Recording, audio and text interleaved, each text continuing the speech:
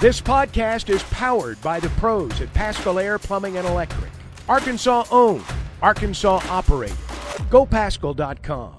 I think we've had two really good days, very physical for Spider days. I think we've come out pretty healthy. Jaden Wilson went out late with a hamstring pull. I don't know how bad it is. I haven't had time to talk to Ron. Not Ron. Haven't had time to talk to Ron Corson's at Georgia. I haven't talked to him for a while, but haven't had a chance to talk to Dave about him. I really like the feel of practice, the enthusiasm of the football team, and been proud of the first 2 days. We won't go back to back again until the practice right before the spring game. So I thought they fought through it very good, and we're very, very pleased with the first 2 days. So you didn't do the 2 minute today. Were you just kind of really pleased with the way practice went, or it wasn't part of the script? No, I went 4 minutes over practice yesterday, and I told them I'd try to buy it back. And to be perfectly honest with you, once Jaden pulled up a little bit, I was more concerned about, because we have taken more reps than what we normally do, and I was more concerned about pulls and things of that nature in that 2 minute than I was actually running the 2 minute drill. So we got one in, as you know, yesterday, and I want to make sure I stayed on time with the kids, so I bought the 4 minutes back. What have you thought of the quarterback depth so far, and what went into Talon going out with the first group, basically? Well, obviously Talon we've seen some out of him before, with the walks and all this kind of stuff, and meeting time he puts in and all that kind of stuff. So it was different than throwing a guy in with the ones the first day of practice, because the rules have allowed us to do more before practice starts. But I like where we're at with the quarterbacks. I think they're battling in there. And I think Malachi had a better day today than he did on Thursday. Chris is doing well. I like where KJ's at. Talon's doing a fine job. So I like where they're at. They like each other. They're competing hard against each other. And the one thing I'm seeing a little bit more out of them this year is, they all seem to possess really good leadership qualities and take ownership of their own mistakes, but yet have really good leadership skills. That's what you have to have at the quarterback position. Coach, transfer defensive backs, 3 of those guys back there, what have you seen from them? Miguel Mitchell, Otis, is the one that we've just seen partial practice. He had the foot, so we're trying to be smart with him. Nico Slaughter's been really good, has done a nice job in his 2 days. Cuddy, Marquise Robinson, has also very competitive, and has also done a nice job. I think where they land on the depth chart, I don't know, but we hit on, and we've seen enough out of Miguel as well, but I think we hit on all 3 of those. Where they land on the depth chart, I don't know yet, but I've been pleased with those guys. And I'll be honest with you, with Jaden Allen and Selman Bridgers, they've done some really nice things in team and in coverage. R.J. Johnson and Tevis Metcalf, got interceptions. Yeah. Can you talk about just those young guys making plays? Yeah, RJ's very quick. He's long, and didn't do a lot last year. And that's okay. That's okay. But he came back. He didn't go in the portal. And I think it's starting to pay off for him. Obviously he had a good off season. That helped him as well, because he needed some strength. Tevis Metcalf is a baller. I mean, he's a tough guy. Obviously come from the Metcalf family, but knowledgeable, come from a really good high school, knowledgeable player. I told him after he picked the pass, the next play when he redirected the slot, to me, was even a better play than the one that he picked. And I told him that. So he put 2 really, really good and he had more, but he put two really good plays together. Football's important to him, and I think he's gonna be a good player for us. What curious the plan on quarterback? Do you plan to keep Taylor with the first group? Are you going to rotate him around a little bit? Yeah, I don't know, Trey, to be honest with you. That'll be something after today's practice, and we'll meet this afternoon after we all get the tape watched, and I'll meet with the offense about 4:20 today, and assuming all the recruiting will allow us to get to that point. But then we'll decide what we do there. So that's just something I really don't know the answer to right now, to be honest with you. Couple of new backs, Jaquindon Jackson and Braylon Russell. Braylon's got some thighs on him. What are your thoughts on what those guys have done so far? Love them. You know, I think they bring something to that room, you know, and Braylon's fast, you know. I mean, he when he gets turned north to south now, it's a load coming at you. But the thing I've seen about him, Trey, to be honest with you, is his vision. Got really good vision, and you know, we saw JJ jump cut today and things of that nature, and make some guys miss, other than just running around them or running over them, you know, and those are some things. Anytime you have freshmen and portal guys, you're just, every time they do something, you're going, I didn't see that on film. I didn't, you know, and it's been in a positive way, you know. Watching JJ's Utah tape, it was a lot about speed and running over guys, but I mean, he's got some ability to miss in a small area, make guys miss in a small area. And so does Braylon Russell. So I've been really pleased with the addition to those two guys. Really have. Now, we haven't been able to tackle them yet, so we'll have to figure that out. And you know how that is. Pads go on. A guy usually doesn't stay the same. He either gets better or he's not quite as good when guys are running at him, knocking the crap out of him, you know. So we'll see what happens then. Thoughts on the offensive line group and the transfers with the first team specifically? Yeah, Coach Mateos has done a really good job with those guys, I think. You know, everything starts outside in to me. In other words, you got to have two tackles that can play. You got to have a center, and I've been really pleased with Nichols. Junior Carmona he's a player, and Keyshawn he's really done a nice job. Those guys have been, and it's not only just that they're playing pretty good, you know, again, it's non-padded, but they're playing pretty good. It's what they brought to the room. You know, they brought field presence, guys who understand how to win and understand how to motivate, things of that nature. But they brought an older skill set to the room, and you know, you look at Marion Harris, how much he's improved to this point, and Tykees Crawford and Braun and Kudus, and those guys have improved. And I think it's because of strength and all that, but it's also because of, I think Eric Mateos has done a really good job with them. And I think the older kids are not selfish. They're hardworking kids, and they kind of are showing how these guys need to be, and they're following along with that. Really happy with that group. So you had Stromberg at center, then Limmer. Now you're playing Nichols there with the first team. You feel okay with it after having, you know, two really consistent guys? Yeah, I really do. Yeah, I think that's his spot. And the one thing about it is Amari Wiggins has been out. He's been into some Indy and some things of that nature, but we've got to find out where he is. Edmondson's done a nice job in there. You know, Eric moved him to center when he came in, keeping Street as a guard, you know, and but I think that's Nichols' spot. You know, I mean, I'm not talking about depth.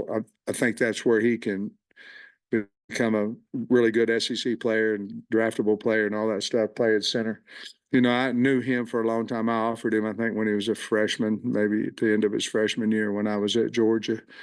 And if we offered you at that point in time at Georgia, you had to be really, really special, and he was in that camp. So just I think we found the right spot for him. It seems like Rashad Binion has made some pretty impressive catches so far. I mean, as a receiving back, how do you think he is? You know, he's always been a good receiver out of the backfield. But I think right now, you know, he's older, he's stronger. I think he's got more confidence. I think the offensive line is instilling confidence. You know, if your offensive line is playing pretty well and things of that nature, your whole team will get a little bit better. I think they're helping him with his confidence too. But he's always been able to catch the ball. He's catching it well now. Spence was in here yesterday and we talked about like how excited he is to kind of be a leader in this season. I mean, were there any off-season conversations you had with him? Just you can naturally look at the depth chart and see a bigger role, and just what have you seen from him and his growth to right now? Well, I think those guys, even, you know, obviously we've talked to them, but I think they could see it, you know, that they're sitting in there with, you know, Sorey would be the older guy, and he's not old, you know, but he would be the older guy. And then you have those three guys, and it's Spence, Sanford, Dean, and obviously Juju Pope. But I think those guys see their opportunity. And Dean had a fantastic practice today. And but I think anytime you think you're getting ready to play, I believe that you prepare a little bit better. And, you know, you don't prepare in your mind as I'm a freshman running down on the kickoff team. And I think it's been exciting for those kids. And again, I'll say it again, it's, you know, you can be a good player. You just, sometimes you need to get the experience. And I've thought they were good players last year. They just didn't quite have any experience. And this year, this spring ball will give them that experience, and we'll go from there. But I like them. And Tyrone is really kind of, it seems like he's got good chemistry with Talon and he's made some good plays. What have you seen from him growth wise? And because you were, before we even got to see practice, we're kind of giving some endorsements for just expecting big things from him. Yeah, you look at those two, there's a bunch of them, but, you know, Andrew Armstrong and Broden have been the guys that have, I don't know, they've taken you guys been at practice, seems like they've taken their game to a new level here. Broden just needed confidence. Now he was hurt and things of that nature, and then he kind of got behind a little bit on learning and things of that nature because of his injury. But as you've seen, he's very talented, and I feel at this point in time I feel really good about our receiving core guys. Coach, you got Nico. I mean, we know what Landon Jackson can do at that end, but you got Nico, Quincy, and Anton. Talk about those three kids. And anybody else you want to? But and Nico's made a lot of plays. You know, he has good player, playing hard, really in great shape. So he's going hard all the time. Anton, he probably still he needs to continue to get in better shape. But he's very, very strong and long. I'm really excited that he's here. Quincy, talented now and big, and Quincy's going to be a really good player. He was working hard. Those two young guys, Kavion Henderson, they played, and Charlie Collins, they played 100 miles an hour, and may be out of a gap here and there every now and then, or rush too deep on the quarterback, but they're going. You can't evaluate, or you can't figure out what a kid is unless he goes full speed, and you know exactly what you have in those two guys. They like the game, and I've been proud of those six guys. How do you think the offense has picked things up with Coach Petrino's system through 2 days?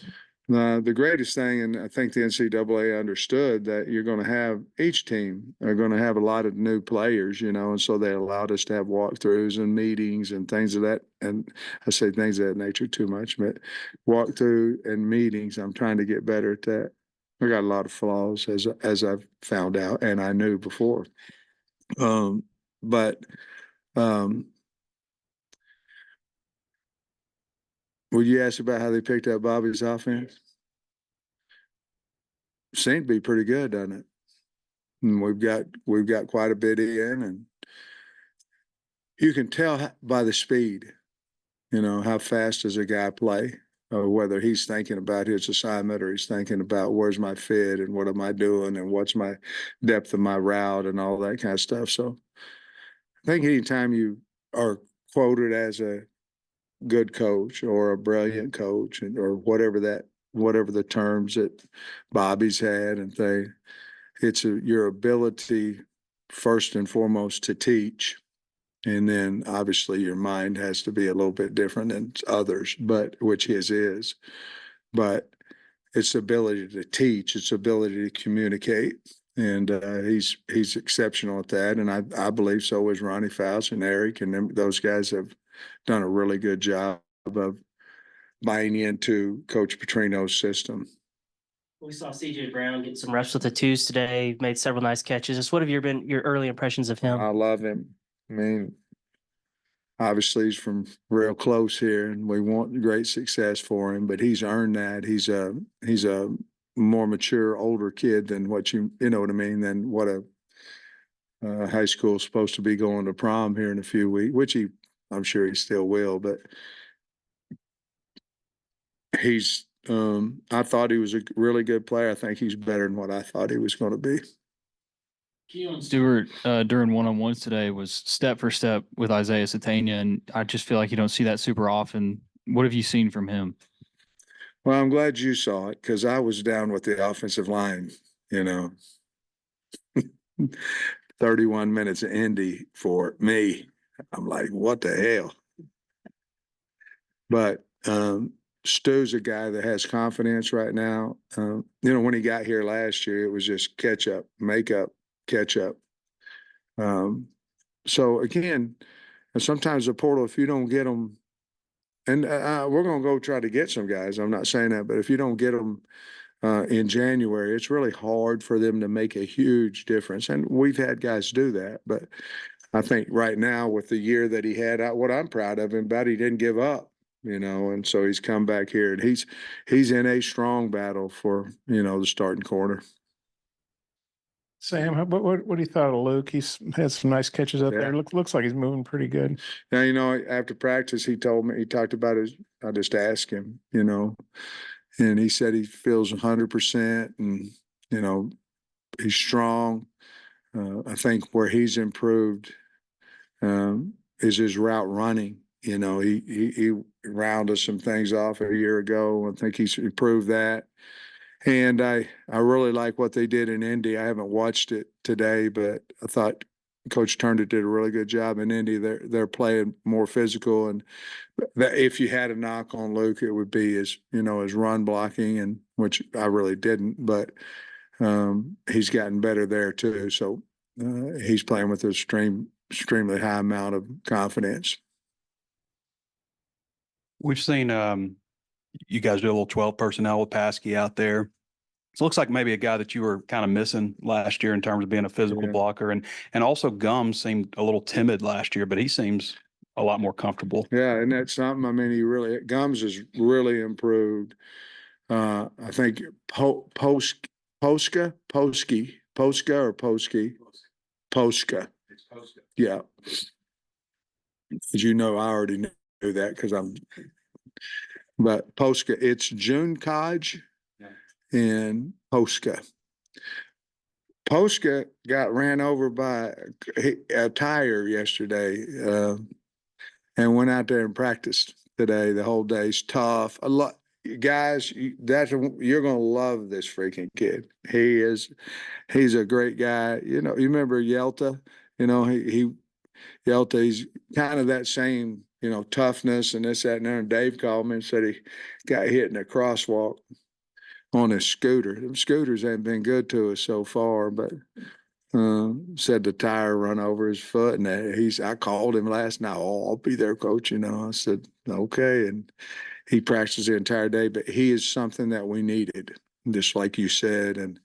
And I know this, whether if he gets whipped or whether he doesn't, he's a tough guy that's got a big frame on him. He can also catch the football, but that's something that we were lacking, that we went out and got, and I'm very pleased with him too. The kind of scooters that you stand on or sit on? Well, I know the one that Wiggins got hurt on was a standing one. I don't know how fast those go, but I rode an electric bike. When I was with Brandon Adams, I rode an electric bike, and I forget where I was. Those things can go pretty fast, even, carrying a you know, a decent load. So I don't know how fast some other things can go for sure.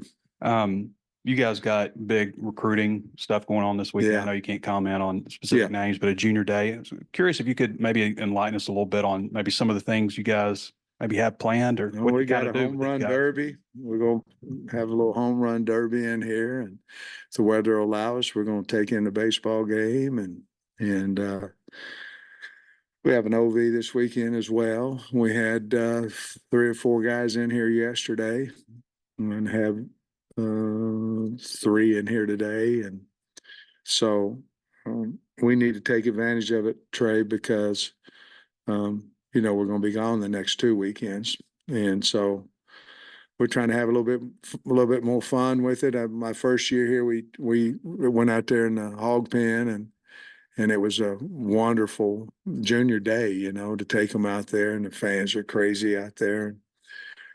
That's the plan for tomorrow. If it doesn't rain, it hadn't been canceled. Did the days get canceled? Okay, and so hopefully we can get out there. Postpone. This is, I don't even know how to frame this as a question, but it seems to me in the team periods and in the fastballs, there's guys getting in this open space more on offense. It just seems like there's a more openness, more variety in what you're doing offensively. Is that a fair assessment, or what would you think? I think we're finding windows as receivers better than we ever had, if that makes sense. Our routes they have more freedom to set in holes and to understand man versus zone coverage. And our quarterback is throwing the ball. And I think they'll deliver it faster. I'm talking about making their decision faster, but our quarterback they're in tune and is throwing the ball, and he's throwing him. What did Bobby say? Did he throw him open or throw it on him? One or the other. Stick it to him. I can't remember what his quote was today to the quarterbacks, but I think their knowledge of the offense is so high right now that they're in tune with the wideouts, and I think that's why there's a little bit more space right now. And we're playing more zone. We're playing more cover 3 than what we have in the past too. That's probably the main answer. You talked about how you had to spend all that time down there in Indy. It feels like maybe you've spent a little bit more time with the offensive line in practice, or is that normal or what? No, I told Eric when I didn't interview him, you know, when I called him, I said, I'm going to be your GA. And so basically, we haven't done one-on-one pass pro yet because we haven't had to, well, they do it, you know, during team all the time. But so basically I'm his GA during any individual, and then during Indy, and then I'm his GA during one-on-one pass pros and things of that nature. I just said it again. And but so I got about 30 minutes of responsible individual with the O-line each day. Linebackers, I had just a couple, but like Spence, he looks great out does, there. doesn't He's as good as he looks, then he'd probably be pretty good. Sori looks real athletic, and then Dean seems to be moving around a bunch of different spots. He does. Dean is very, very talented. Athletically, very, very talented, very smart. I think we're all going to really like him because he can run. He made some really nice plays today. I just think the key to all this is we just got to stay healthy so they can get the reps during spring. And if they will, I think we're going to be fine. Now, I'm not telling you that we won't try to add to that room. We'd be foolish not to, but I like those guys, just like I think you do too. I like those guys. Seems like you would, I guess a linebacker would wear an earpiece if comes. Yeah. But how does that, like a quarterback usually stays in the game. So with a linebacker, is it just like trading out the earpiece if you sub out or something? Yeah, that was a big talk, you know, about, because they're going to give you more than one helmet, you know, but you're going to have to designate who it is. Like Like if you took your mic, say your Mike linebacker had the earpiece in, and then in your third and long situation, your nickel package, and you put somebody else in there. The problem is he already in the game? Is he not? You're going to have to figure all that kind of stuff out, because offensively, obviously, it's easy. It's your quarterback. And if and your second quarterback's got it on in, his helmet as well. So there's a dot that goes out there, and the officials are looking at it. You can only have one light going on both sides of the ball. So that's going to be a little bit more of a challenge than right now. We're not using it on offense. And I didn't want to go out there and put a helmet on one guy. We only have one unit right now, and that's everybody. But so each quarterback doesn't have it right now. They will in the fall. So I didn't want to just put that unit on one guy and just declare the guy, right now. So we just, and it's not anything more than a walkie-talkie, Bobby talking to him. So we'll get plenty of reps of that, but I think we'll wait a little bit longer until we decide, try to get a decision of who we want to put it on.